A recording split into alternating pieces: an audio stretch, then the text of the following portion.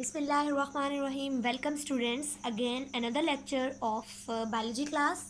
आज हम स्टार्ट करने जा रहे हैं role of skin in thermoregulation, कि आपकी स्किन का क्या काम है थर्मो रेगुलेशन में। लास्ट के लेक्चर में हम स्किन का पूरा स्ट्रक्चर पढ़ चुके हैं। अब हम पढ़ेंगे कि किस तरह से हमारे पास स्किन थर्मो रेगुलेशन में अपना किरदार अदा कर रही है। सबसे पहले आपको ये पता होना चाहिए कि आपकी बॉडी का टेम्परेचर एक ख़ास सेट पॉइंट पर सेट है। एक ख़ास टेम्परेचर पर आपकी बॉडी जो है वो सेट है, जो टेम्परेचर डिग्री सेंटीग्रेड में है 37 डिग्री सेंटीग्रेड और डिग्री फ़ारेनहाइट में है 98.6 डिग्री फ़ारेनहाइट। अब यहाँ पर मैं आपको एक लॉजिकल बात बताऊंगी कि आप जो बुखार चेक करवाते हैं ना थर्मामीटर में, तो आपका डिग्री फ़ारेनहाइट में हो रहा होता है, तभी आप कहते हैं कि बुखार है 100 अबव बुखार होता है, तो वो डिग्री फ़ारेनहाइट में होता है। और अगर आप 38 डिग्री है तो आपके पास 38 डिग्री सेंटीग्रेड भी फीवर होता है। अब हम स्टार्ट करते हैं कि स्किन हमारे पास कैसे टेम्परेचर को रेगुलेट करती है।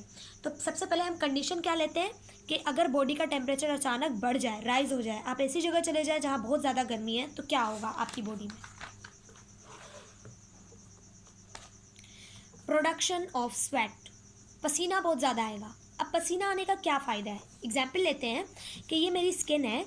अब मुझे बहुत ज़्यादा मैं ऐसी जगह पर हूँ, दोपहर के टाइम बहुत ज़्यादा वॉक की मैंने, मुझे बहुत ज़्यादा गर्मी लगने लग गई है, तो अब मेरा क्या होगा, यहाँ पर स्किन से स्वेट प्रोड्यूस होगा। अब उस पसीने का क्या फ़ायदा है? अब जो वो पसीना आएगा वो स्किन के अंदर से सारी की सारी जो हीट है उसे एब्जॉर्ब करके ऊपर आएगा। ऊपर आकर हवा के साथ वो क्या हो जाएगा, एवापोरेट हो जाएगा, उड़ जाएगा।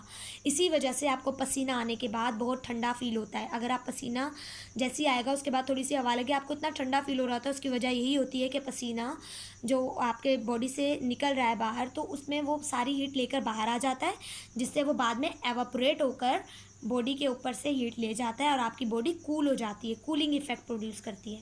सेकेंड है हमारे पास लाइंग डाउन ऑफ हेयर्स। अगर आपको गर्मी लग रही है तो आपके बाल बैठ जाएंगे। सर्दियों में आपने नोट किया होगा बाल बहुत खड़े रहते हैं, लेकिन गर्मियों में बाल बिल्कुल नीचे की तरफ झुके रहते हैं। तो उसकी वजह क्या होती है कि जो आपके हेयर्स होते हैं, हेयर्स, इस हेयर के नीचे स्किन के अंदर जो डर्मिस है वहाँ पर एक मसल होता है जिसे कहते हैं इरेक्टर पिलाए मसल। ये इरेक्टर पिलाए मसल जब गर्मियाँ होती हैं तब ये क्या हो जाता है, रिलैक्स हो जाता है, बिल्कुल रिलैक्स हो जाता है, जिसकी वजह से ये बाल बिल्कुल यूँ ढीला हो जाता है। तो इस वजह से हमारे पास ये क्या होता है, नीचे हो जाते हैं बाल। और नीचे होने का फ़ायदा क्या है कि जब बाल खड़े होते हैं ये अपने अंदर एक लेयर बना लेते हैं, जिससे स्किन जो है वो हवा के कांटेक्ट में नहीं होती। लेकिन जैसे ही बाल नीचे होते हैं, स्किन के बीच में और इन्वायरमेंट में कोई लेयर हवा की नहीं आती, जिससे आपकी बॉडी की हीट डायरेक्टली इन्वायरमेंट में जा सकती है। थर्ड है वेजो डायलेशन। वेजो का मतलब होता है वेजल। वेजल उन नालियों को कहते हैं जिनसे खून जाता है। डायलेशन का मतलब होता है बढ़ जाना, मतलब अपने डायलेट हो जाना, डायमीटर बढ़ा लेना। जैसे अगर एक खून की नाली इतनी थी, वो बाद में डायलेट हो जाए, इतनी हो जाए, तो इसे कहते हैं डायलेट हो जाना, बढ़ जाना। अब क्या होता है, जब बहुत ज़्यादा गर्मियाँ होती हैं तो आपकी जो ब्लड वेजल्स हैं वो डायलेट हो जाती हैं, मोटी हो जाती हैं। क्यों? ताकि ज़्यादा से ज़्यादा खून स्किन की तरफ आए और ज़्यादा से ज़्यादा हीट स्किन से बाहर निकले। नेक्स्ट है हमारे पास कि कंडीशन चेंज हो गई कि ठंड में क्या होगा। अब अगर आपका बॉडी का टेम्परेचर डिक्रीज़ हो रहा है, डिक्रीज़ मतलब कम हो रहा है, कहते हैं ना -डिग्री हो रहा है, तो वो ठंड हो जाती है। तो सबसे पहले erection of hairs, erection of hairs, आपके बाल बिल्कुल सीधे खड़े हो जाते हैं। अगर मैं ये स्किन है तो सर्दियों में क्या होता है, बाल बिल्कुल यूँ खड़े हो जाते हैं। वो खड़े क्यों होते हैं? जैसे ही बाल खड़े होंगे तो इनके बीच में एक हवा की एक लेयर बन जाती है, जिससे क्या होता है, बॉडी की हीट बाहर इन्वायरमेंट में रिलीज़ नहीं होती। तो यही वजह है कि सर्दियों में इरेक्टर पिलाए मसल जो है हेयर्स को क्या कर देते हैं, इरेक्ट कर देते हैं।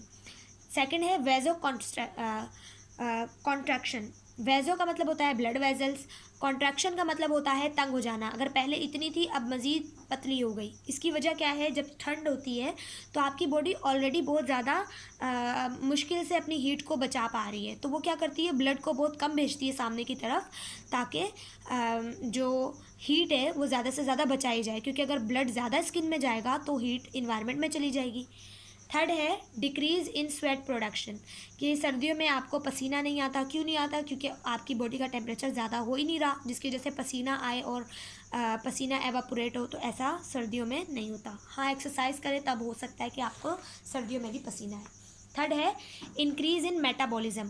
तो मैंने आपको बताया था मेटाबॉलिज्म का मतलब होता है बॉडी में कोई भी रिएक्शन, जो कि दो तरह के होते हैं, एक होता है एनाबॉलिज्म और एक होता है कैटाबॉलिज्म। एनाबॉलिज्म का मतलब होता है कुछ बनना और कैटाबॉलिज्म का मतलब होता है कुछ टूटना। तो अब ये दोनों प्रोसेस हमारे पास होते हैं। कैटाबॉलिज्म के बदले में निकलती है एनर्जी। वो एनर्जी किस फॉर्म में होती है? हीट की फॉर्म में होती है। जब सर्दी होती है तो आपको बहुत ज़्यादा हीट चाहिए, बहुत ज़्यादा हीट चाहिए, तो आप क्या करते हैं? बहुत ज़्यादा खाते हैं, जिससे आपका मेटाबॉलिज्म बढ़ता है। बढ़ने की वजह से आपकी हीट ज़्यादा हो जाती है। इसकी बेस्ट एग्जांपल है जब आप दोपहर के वक्त खाना खा रहे हो, बिरयानी वगैरह या किसी शादी वगैरह में, तो आपको बहुत ज़्यादा पसीना आ रहा होगा। उसकी वजह क्या होती है कि मेटाबॉलिज्म इंक्रीज़ हो जाता है, जिससे हीट ज़्यादा प्रोड्यूस होती है और आपको गर्मी लगती है। तो सर्दियों में आपको भूख ज़्यादा इसीलिए लगती है क्योंकि आपका कैटाबॉलिज्म बढ़ जाता है, जिसकी वजह से ज़्यादा हीट चाहिए, इसलिए बढ़ता है, तो आप ज़्यादा खाना भी खाते हैं। तो थैंक यू सो मच। अगर इस लेक्चर से आपने कुछ भी सीखा तो चैनल को सब्सक्राइब कीजिए, लाइक कीजिए, शेयर कीजिए, और पिछले लेक्चर्स जो हमने पहले पढ़ लिए हैं वो ज़रूर सुनिएगा या समझ लीजिएगा, ताकि आपको एग्ज़ाम में बहुत ज़्यादा गाइडलाइन मिल सके। Thank you so much. अल्लाह हाफिज़।